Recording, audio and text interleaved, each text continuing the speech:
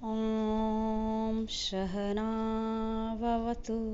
सहनो भुनक्तु सह वीर्यं करवावहै तेजस्विनावधीतमस्तु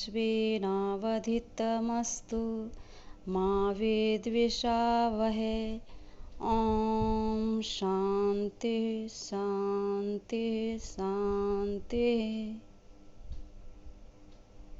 मैं डॉक्टर लाडली कुमारी, सहायक प्राध्यापिका सह अध्यक्षा, संस्कृत विभाग, जमशेदपुर वर्कर्स महाविद्यालय, जमशेदपुर कोल्हान विश्वविद्यालय, चाईबासा। आज हम महाकवि भारवी के व्यक्तित्व एवं कृतित्व पर चर्चा करेंगे, जो तृतीय समसत्र के विद्यार्थियों के लिए उपयोगी है। यह पत्र सीसी 5 के किरातार्जुनीयम महाकाव्य से संबंधित है। बच्चों, जैसा कि हम सभी जानते हैं कि आपकी वार्षिक परीक्षा में वस्तुनिष्ठ प्रश्न भी पूछे जाएंगे, इसलिए आप सभी मुख्य बिंदुओं पर भी ध्यान देंगे। तो चलें हम सर्वप्रथम महाकवि भारवी का जीवन परिचय या जीवन वृत्त को समझें। किरातार्जुनीयम महाकाव्य के रचयिता के रूप में तथा संस्कृत महाकाव्यों के इतिहास में कालिदास के बाद भारवी का नाम विख्यात है। महाकवि भारवी महाकाव्य परंपरा में अलंकृत काव्य शैली और विचित्र मार्ग के जनक माने जाते हैं। कालिदास महाकवियों के समान महाकवि भारवी का जीवन परिचय भी संदिग्ध है। कवि ने अपने जीवन के संबंध में अपनी रचनाओं में कुछ भी नहीं लिखा है, अतः बाह्य प्रमाणों के आधार पर इनका जीवन परिचय प्राप्त किया जा सकता है। महाकवि भारवी के नाम का उल्लेख दक्षिण के ऐहोल शिलालेख में हुआ है। यह शिलालेख दक्षिण के चालुक्य नरेश पुलकेशिन द्वितीय की प्रशस्ति के रूप में जैन कवि रविकृति ने लिखा है, जिसमें रविकृति ने अपनी कवित्व शक्ति को कालिदास तथा भारवी के समान बताया है। इसमें उन्होंने लिखा है, सह विजयताम रविकृति कविताश्रित कालिदास भारविकृति। इस शिलालेख प्रशस्ति से सिद्ध होता है कि इस समय तक भारवी इतनी प्रसिद्धि प्राप्त कर चुके थे कि उनकी गणना महाकवि कालिदास के साथ होने लगी थी। दंडी के द्वारा रचित अवंती सुंदरी कथा में भारवी के जीवन से संबंधित कुछ सूचना दी गई है। इनका वास्तविक नाम दामोदर था। इनके पिता श्री नारायण स्वामी थे। कहीं कहीं इनके पिता का नाम का उल्लेख श्रीधर नाम से भी होता है। माता सुशीला थी, पत्नी रसिकवती या रसिका, पुत्र मनोहर थे। इनका गोत्र कौशिक गोत्र माना जाता है। भारवी दंडी के पर पितामह माने जाते हैं। अवंती सुंदरी कथा के अनुसार भारवी दक्षिण भारत के नासिक प्रदेश के अचलपुर के निवासी थे। कहीं इसके निवास स्थान को धारा नगरी भी बताया गया है। चालुक्य नरेश पुलकेशिन द्वितीय के अनुज विष्णुवर्धन के ये सभा पंडित थे। किरातार्जुनीयम के कथानक से स्पष्ट होता है कि महाकवि भारवी शैव संप्रदाय के थे। इनका उपनाम या उपाधि आत्मपत्र भारवी थी, जिसका उल्लेख किरातार्जुनीयम के 5वें सर्ग में है। राजशेखर के अनुसार कालिदास आदि कवियों के भांति भारवी की भी उज्जैनी में उनके पांडित्य की परीक्षा की गई थी। इनके संबंध में अनेक प्रशस्तियाँ भी प्राप्त होती है। संस्कृत काव्य जगत में कालिदास मनोरम उपमाओं के लिए प्रसिद्ध हैं, तो महाकवि भारवी अर्थ गौरव के लिए। अतः कवि उद्भट ने भारवे अर्थ गौरवम की सूक्ति से विभूषित किया है। अर्थ गौरव से यहाँ तात्पर्य है अभिव्यंजना के माध्यम से कम शब्दों में अधिक अर्थ को प्रेषित करना, अर्थात गागर में सागर भरना। श्रीधर दास ने सदुक्ति करणामृतम में भारवी की वाणी को प्रकृति मधुरा कहा है, तो टीकाकार मल्लीनाथ ने इनकी प्रशस्ति में लिखा है नारिकेल फल सम्मितम वचो भारवे सपदि तद विभज्यते। इनके संबंध में जनश्रुति या किंवदंती भी प्राप्त होता है, क्योंकि जीवन परिचय कराने में जनश्रुतियों का भी महत्वपूर्ण स्थान होता है। अन्य कवियों की तरह महाकवि भारवी के विषय में कई जनश्रुतियाँ प्राप्त होती है। किरातार्जुनीयम के द्वितीय सर के एक श्लोक सहसा विदधित न क्रियाम विवेक परमा पदाम पदम को लेकर एक जनश्रुति प्रचलित है, जिसका उल्लेख डॉक्टर हरदत्त शास्त्री ने भी किया है। इस जनश्रुति में कहा गया है कि भारवी के पिता प्रकांड विद्वान थे और भारवी अपने पिता से बढ़कर भी विद्वान हुए। चारों ओर विद्वता की धाक जमने पर भी पिता की प्रताड़ना इन्हें खटकती थी और ये मन ही मन में पिता से खींच उठे थे। एक दिन माता ने एकांत में उनके पिता से कहा, सब लोग भारवी की प्रशंसा करते हैं, किंतु आप उसे डांटते रहते हैं, जिससे वह खीन रहता है। इस पर पिता ने कहा कि मैं चाहता हूँ कि मेरा पुत्र अद्वितीय विद्वान हो। जिन विषयों में वह मुझे परास्त नहीं करता, उनमें उसे दूसरों से मात खानी पड़ सकती है। अतः मैं उसे इतना योग्य बना देना चाहता हूँ कि उसे किसी भी विषय में कोई परास्त नहीं कर सके। पिता के इन वचनों को भारवी ने सुन लिया और उसके मन में पिता के प्रति अपार श्रद्धा हो आई। उन्होंने पिता के सामने जाकर पूछा, यदि कोई पुत्र अपने माता पिता के प्रति मन में आक्रोश करे तो उसे क्या प्रायश्चित करना चाहिए?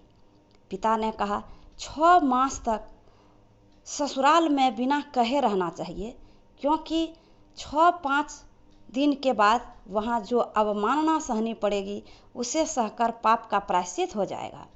भारवी पिता के आज्ञा से 6 मास रहने के लिए अपने ससुराल चले गए। पहले तो उनका खूब आदर सम्मान हुआ, किंतु जब पता चला कि वे 6 मास तक रहने आए हैं तो उनका अनादर होने लगा। उन्हें गाय चराने जंगल भेजा जाने लगा। कहा जाता है कि अपने महाकाव्य का आरंभ भारवी ने इसी समय वन में गाय चराते हुए किया था। एक बार उन्होंने अर्थाभाव के कारण अपनी पत्नी के द्वारा एक सेठानी के पास एक श्लोकार्थ भिजवाकर धन प्राप्त किया। श्लोकार्थ था सहसा विदधित नो क्रियाम विवेकः परमा पदाम पदम। इस श्लोकार्थ को सेठानी ने एक सुंदर पट पर लिखवा कर अपने शयन कक्ष में टांग दिया। उस समय सेठानी गर्भवती थी और सेठ व्यापार के संबंध में परदेश गए थे। इसी बीच सेठानी ने पुत्र को जन्म दिया। 15 वर्ष के बाद सेठ जब परदेश से घर लौटे तो अपनी पत्नी के साथ एक नवयुवक को सोया देखकर क्रोधवश ज्यों ही उसे मारने के लिए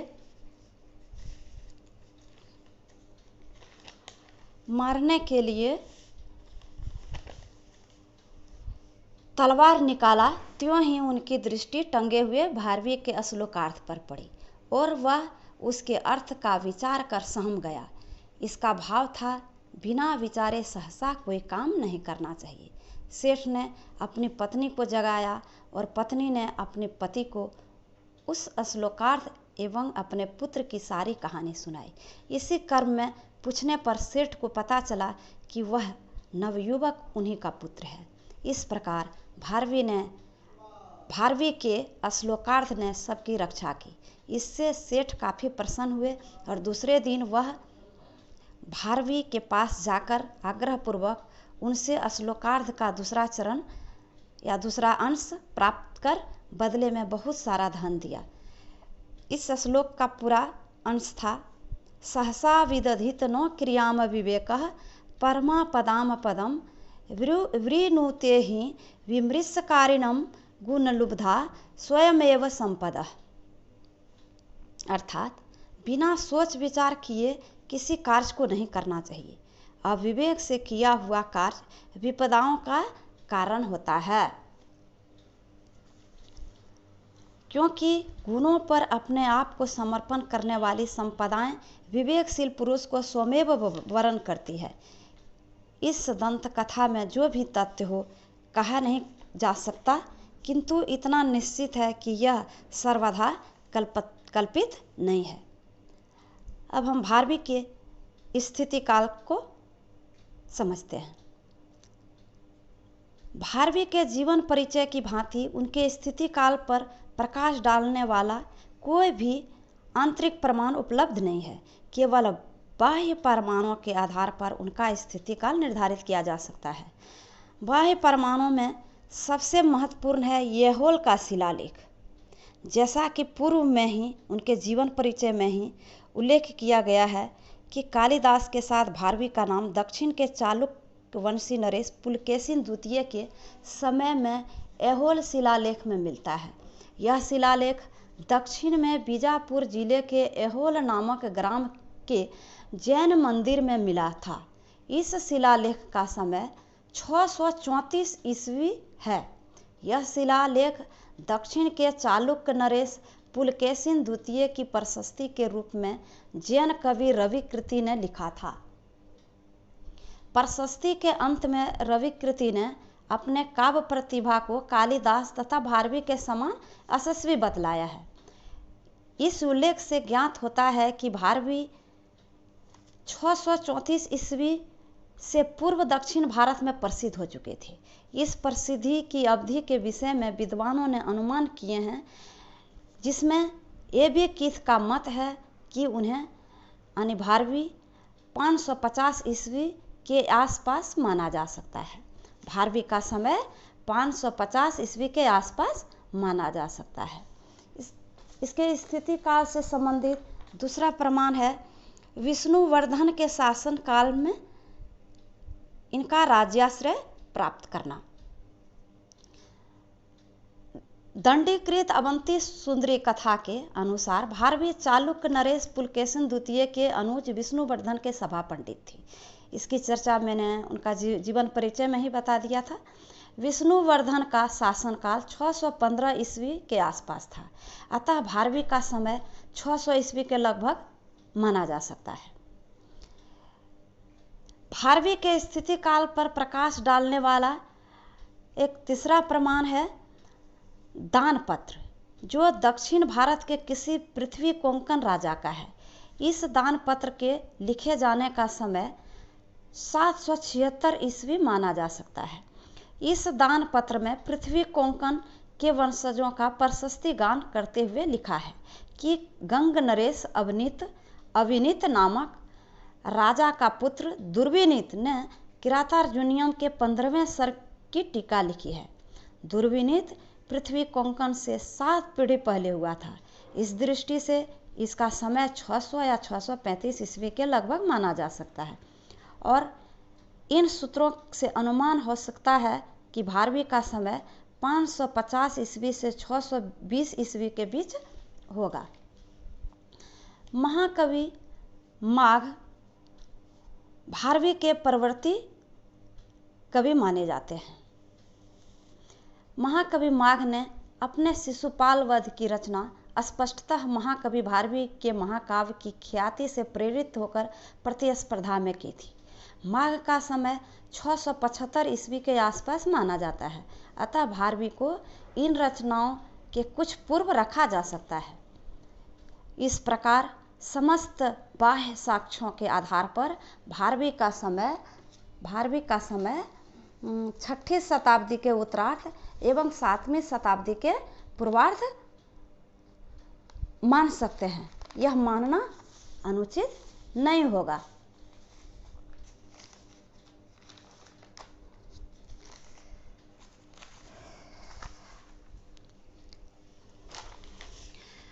आज के ऑनलाइन कक्षा में इतना ही। अब अगली कक्षा में हम लोग भारवी के कृतित्व को समझेंगे। धन्यवाद।